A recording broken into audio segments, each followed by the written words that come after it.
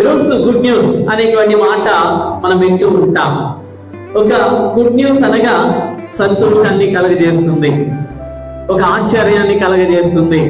ఈరోజు వార్తలు మనం వింటూ ఉన్నాం. ఏ వార్తలు వింటూ ఉన్నాం?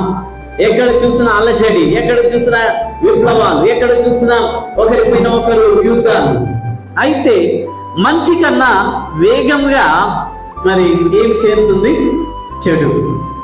ఇప్పుడు ఒక వ్యక్తి చేసిన మంచితనాన్ని ఎక్కువగా మనం చెప్పం.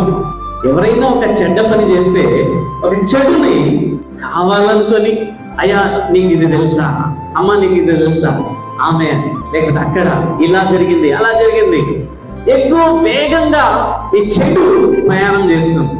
ఇలాంటి పరిస్థితుల్లో క్రైస్తవులుగా మన యొక్క బాధ్యత ఏమిటి?